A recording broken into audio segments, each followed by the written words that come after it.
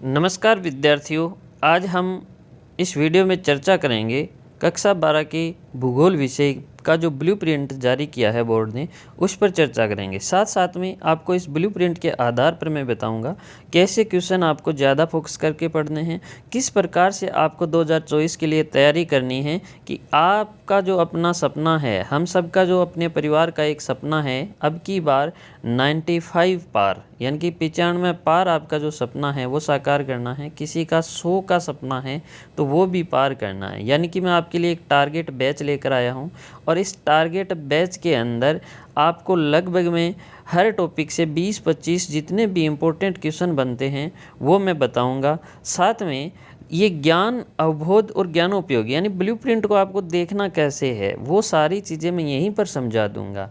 और साथ में आपकी प्रैक्टिकल फाइल हो, चाहे सर्वेक्षण फाइल हो, चाहे प्रोजेक्ट फाइल हो, इन सब के बारे में मैं इसी YouTube चैनल पर समय समय पर बताता रहूँगा। तो आपको जल्दी से इस YouTube चैनल को सब्सक्राइब कर लेना है और हमारे टारगेट की तरफ बढ़ना है। हो चुका आगाज रण का युग बदलने की तैयारी, जीत उसी की होगी जिसका संघर्ष है जारी। तो हमें संघर्ष अपना जारी रखना है, जोश और जुनून के साथ नए साल के अंदर नए तरीके से हमें, और टारगेट वही रखना है, टारगेट पुराना रखना है लेकिन नए तरीके से हमें आगे बढ़ना है और ब्लूप्रिंट के आधार पर बढ़ना है। तो चलिए स्टार्ट करते हैं आज का ये वीडियो। तो सबसे पहले आपको देखना है कि ज्ञान से संबंधित जो क्वेश्चन आएंगे वो लगभग 23.5 नंबरों के आएंगे और इसका प्रतिशत रहेगा लगभग 42%। यानी कि जो 100% अगर आप पेपर को माने तो उसमें से 42% ज्ञान से संबंधित। अब देखो ये प्रश्न कैसे बनेंगे, यानी कि सीधे सीधे जो क्वेश्चंस हैं वो यहाँ से बनाएगा। कैसे बनाएगा? जैसे कि आपसे पूछ लिया कि सबसे बड़ा लोहा उत्पादक राज्य कौन सा है, या फिर पूछ लिया गेहूँ उत्पादक राज्य कौन सा है, जनसंख्या सर्वाधिक वाला कौन सा है, सर्वाधिक जनसंख्या घनत्व वाला राज्य देश पूछ लिया, उच्चतम मानव विकास रिपोर्ट में उच्चतम श्रेणी वाला जो देश है, राज्य है, ये सब पूछ लिया। यानी कि एकदम सीधे सीधे जो वन लाइनर क्वेश्चंस बनते हैं वो यहीं से बनेंगे। लगभग 42% यानी 23.5 नंबरों के क्वेश्चन यहीं से बनेंगे 56 में से। और दूसरा है अवबोध। तो अवबोध के अंदर वो आएंगे, जैसे एक तो परिभाषा हो गई, संक्षिप्त टिप्पणी लिखिए, संक्षिप्त व्याख्या कीजिए, या फिर महत्व बताइए, समझाइए। जो छोटे छोटे क्वेश्चन ऐसे होते हैं ऑथेंटिक क्वेश्चन, वो सब यहाँ से आपको पूछे जाएंगे और उसका नंबर ऑफ जो एग्ज़ाम के अंदर नंबर रहेगा वो 21.5 रहेगा और आपका जो परसेंटेज है वो लगभग 40% के आसपास, यानी 80% जो पेपर है वो ज्ञान और अवबोध से ही बनेगा, यानी वन लाइनर क्वेश्चन सटीक। और दूसरी चीज़ इसमें ऐड की है जो महत्व है, परिभाषा है, छोटे छोटे क्वेश्चंस हैं, उनमें से 80% आपका पेपर बन जाएगा। यानी कि लगभग 56 में से जो आपका 44-45% नंबर हैं वो कहाँ से बनेंगे? 45 नंबर का पेपर वो बनेगा ज्ञान और अवबोध से। बाकी जो 7 नंबर के और 4 नंबर के बचे हैं, देखो ज्ञानोपयोगी के अंदर विस्तृत व्याख्या आ जाएगी और विस्तार से समझाइए, ये क्वेश्चन आ जाएंगे। और साथ में मौलिकता या कौशल के अंदर आपका आएगा मानचित्र। ठीक है, तो ज्ञान और अवबोध पर आपको ज़्यादा फोकस करना है, यानी लाइन टू लाइन सीधे क्वेश्चंस हैं, या फिर समझाइए, संक्षिप्त टिप्पणी लिखिए, परिभाषा है, इन सब पर आपको ज़्यादा फोकस करना है क्योंकि 80% आपका जो पेपर है वो यहीं से बनने वाला है।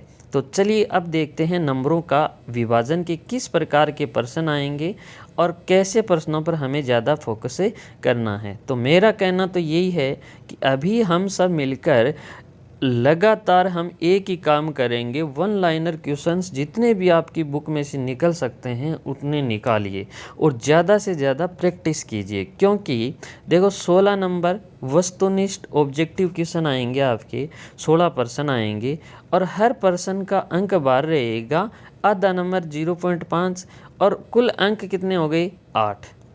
रिक्त स्थान की पूर्ति कीजिए, ऐसा प्रश्न आएंगे 10 से, और 10 प्रश्न आधा आधा नंबर का होगा, यानी कि कुल मिलाकर 5 नंबरों के प्रश्न हो जाएंगे।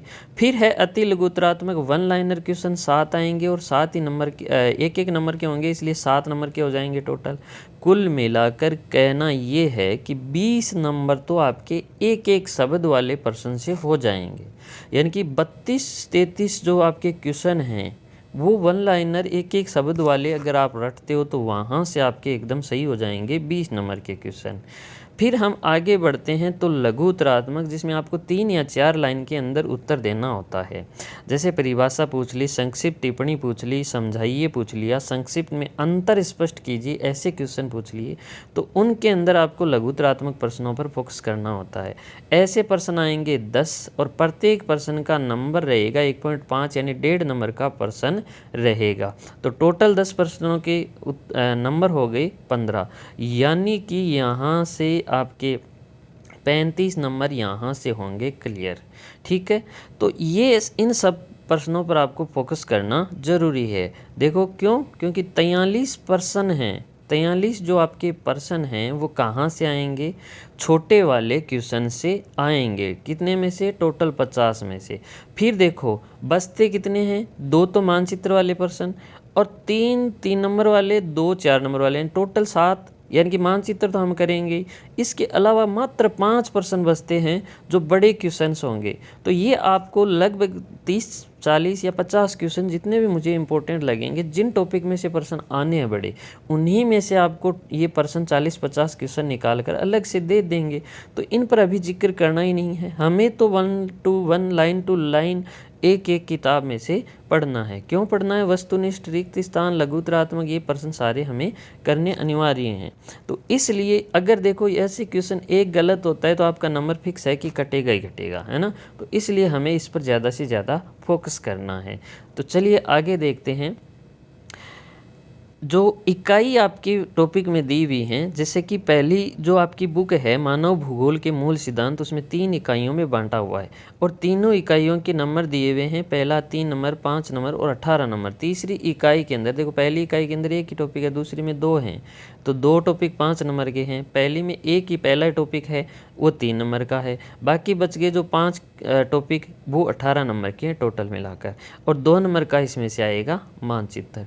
दूसरी किताब इस बार देखो एक खास बात ये है कि हमें इस बार टॉपिक नहीं बताई, इकाई बताइए, है ना, तो थोड़ी समस्या हो सकती है। चलिए आगे देखो, दूसरी किताब का पहला टॉपिक है 3 नंबर का, दूसरा टॉपिक है 2 नंबर का।